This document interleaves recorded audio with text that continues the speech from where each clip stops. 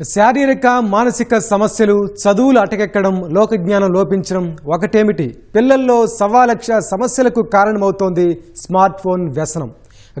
గంటలు సెల్ ఫోన్కు అతుక్కుపోవడం వల్ల ఆహార అలవాట్లలోనూ లోపాలు తలెత్తి ఆరోగ్యాన్ని దెబ్బతీస్తోంది.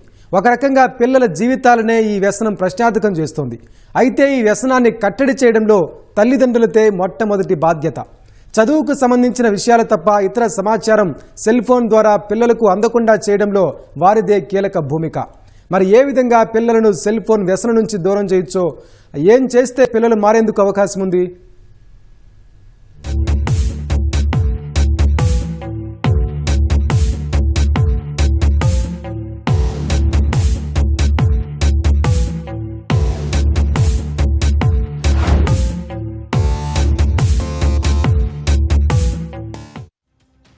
ఆధునిక యుగంలో వచ్చిన సరికొత్త అందుబాటు స్మార్ట్ ఫోన్. కావాల్సిన సకల సేవలు, విజ్ఞానం, వినోదం, ఆటలు, పాటలు, పంటలు, వంటలు ఒకటేమిటి, సమస్త సమాచారాన్ని ఇది అందిస్తోంది.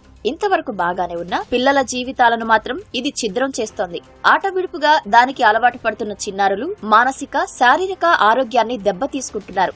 సామాజిక మాధ్యమాలు, ఓటీటీలకు అతుక్కుపోతున్న పిల్లల చదువులు అటకెక్కుతున్నాయి. కేంద్ర ప్రభుత్వం విడుదల చేసిన గ్రామీణ భారత ప్రాథమిక విద్యా స్థితిగతుల నివేదిక దీనిపై ఆందోళనకర వాస్తవాలను వెల్లడించింది. 21 రాష్ట్రాల్లో చేసిన దీని అధ్యయనం ప్రకారం దేశీయంగా పాఠశాలకు వెళ్తున్న పిల్లల్లో 49% మందికి పైగా స్మార్ట్ ఫోన్లతో సావాసం చేస్తున్నట్లు తేలింది. వారిలో అత్యధికులు వీడియో గేమ్ ఆడటానికి, సినిమాలు చూడడానికే స్మార్ట్ ఫోన్లను వినియోగిస్తున్నట్లు తెలిసింది. స్మార్ట్ ఫోన్లలో ఇంటర్నెట్ వీక్షణ, ఆటలకు బానిసలై రోజుకు 3 గంటలకు పైగా అదే పనిలో ఉంటున్న 9 ఏళ్ల నుంచి 13 ఏళ్ల మధ్య పిల్లల సంఖ్య పట్టణాల్లో అధికంగా ఉన్నట్లు 2 ఏళ్ల క్రితం నాటి సర్వేలో విడుదల కావడం పరిస్థితి తీవ్రతకు అద్దం పడుతోంది. అతి చిన్న వయసు నుండే ప్రతి చిన్న విషయానికి మదర్స్, పేరెంట్స్ స్క్రీన్ టైంకి అలవాటు పడిపోయి ఇంట్లో కుటుంబ వాతావరణంలో పెద్దవాళ్ళు కూడా రిలాక్సేషన్ అంటూ టీవీ దగ్గర, ఫోన్ దగ్గర, ల్యాప్టాప్ దగ్గర విపరీతమైన టైం స్పెండ్ చేయడం అనేది అది మరి మోడలింగ్గా, అంటే అమ్మా నాన్ననే హీరోయిన్గా ఆ ఏజ్లో మనం పిల్లలు అనుకుంటారు. అది మోడలింగ్గా ఆ వాతావరణంలో వాళ్ళు కూడా వాటికే అట్రాక్ట్ అవ్వడం, వాళ్ళు తల్లిదండ్రులతో పాటు వాళ్ళు కూడా స్క్రీన్ టైం పెంచుకోవడం అనేది మనకు కనిపిస్తూ ఉంది. కొంతమంది చిన్న పిల్లలు 6 నెలలు, సంవత్సరం పిల్లలు భోజనం చేయాలంటే మొబైల్లో కార్టూన్ నెట్వర్క్స్ పెట్టి తల్లులు లేకపోతే కేర్ టేకర్స్, పిన్నమ్మలు, అత్తయ్యలు వాళ్ళు ఇచ్చి అది చూపిస్తూ తినిపించడం, అది ఒక టెక్నాలజీ. లేకపోతే పిల్లలు చాలా చక్కగా తింటున్నారేమో, చక్కగా పెంచుతున్నాం అనుకుంటున్నారు.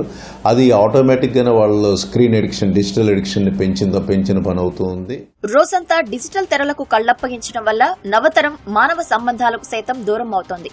వారి జీవితం వ్యక్తిత్వ పరంగా కష్టతరంగా మారుతోంది. కొందరు పిల్లలు ఆత్మహత్యలకు పాల్పడుతున్నారు. చాప కింద నీరులా విస్తరిస్తూ రేపటి పౌరుల బంగారు భవిష్యత్తును ఈ సంక్షోభం ఛిద్రం చేస్తోంది. ఏడుస్తున్న పిల్లలను ఊరడించేందుకు, అన్నం తినేందుకు మొండికేసి చిన్నారులను బుజ్జగించేందుకు తల్లిదండ్రులు స్మార్ట్ ఫోన్లను అప్పగించడం పరిపాటిగా మారింది. తల్లిదండ్రుల ఈ వైఖరే వారి జీవితాలను దెబ్బతీస్తోంది. స్మార్ట్ ఫోన్లతో సావాసం చేస్తున్న చిన్నారులు 45% నుంచి 70% వరకు మానసిక రుగ్మతలతో బాధపడుతున్నారని గతంలో తేలింది. ఇంటర్నెట్, ఆన్లైన్ గేమ్ల బారిన పడి గత ఏడాది కేరళ 25 మంది చిన్నారులు ఆత్మహత్య చేసుకున్నారని ఆ రాష్ట్ర ముఖ్యమంత్రి పినరయి విజయన్ ఆందోళన వ్యక్తం చేయడం సమస్య ఏ స్థాయిలో ఉందో చాటుతోంది.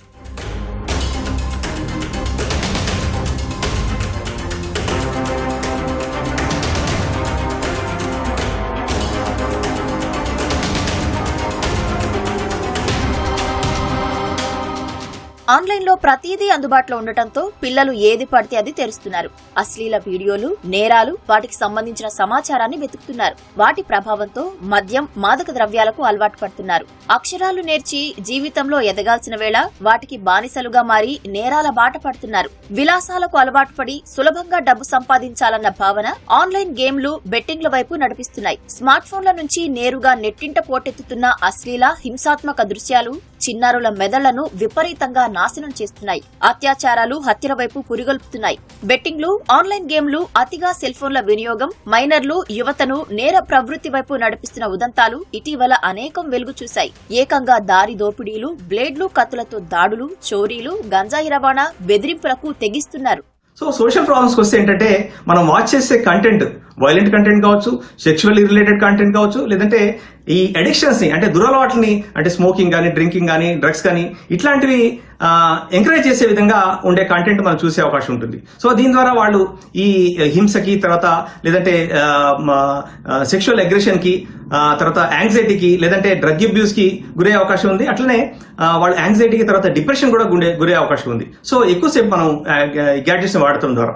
సో ఇది సోషల్ ప్రాబ్లం. ఇంకోటి ఏంటంటే ఈ సోషల్ గా మనం ఇంకో ప్రాబ్లం ఏం ఫేస్ చేస్తామంటే వాళ్ళు హ్యూమన్ రిలేషన్స్ మెయింటైన్ చేయరు. అది తల్లిదండ్రులతో మెయింటైన్ చేయలేరు, అటు ఫ్రెండ్స్ తో మెయింటైన్ చేయలేరు, అటు నైబర్స్ తో కూడా చేయలేరు అనమాట. ఎందుకంటే వాళ్ళకి ఇంటరాక్షన్ అనేది మనం మాట్లాడుతుంటే రిలేషన్ పెరుగుతాయి. సో వాళ్ళకి మాట్లాడే షేర్ చేసుకునే టైం వాళ్ళు ఇవ్వట్లేదు వాళ్ళ చుట్టూ ఉన్న మనుషులకి. కాబట్టి వాళ్ళు ఈ రిలేషన్స్ ని మిస్ అవుతారు, సోషల్ రిలేషన్స్.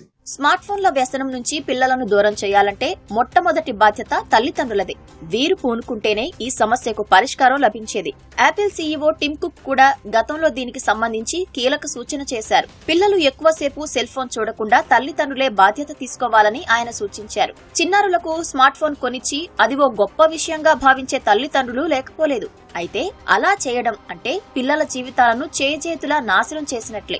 పిల్లల ప్రవర్తనను గమనిస్తూ వారిని ఆరోగ్యకరమైన ఇతర వ్యాపకాలు, క్రీడల వైపు మళ్లించడం పట్ల అధ్యాపకులు సైతం దృష్టి సారించాలి.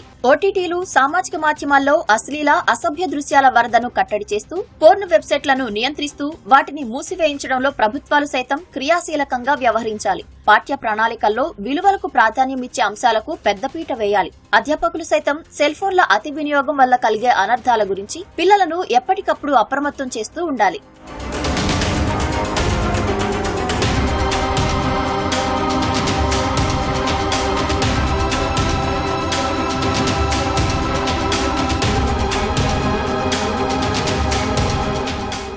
స్మార్ట్ ఫోన్ల అతి వాడకాన్ని కట్టడి చేసే విషయంలో తల్లిదండ్రులతో పాటు విద్యార్థుల స్వీయ క్రమశిక్షణ కూడా ముఖ్యమే.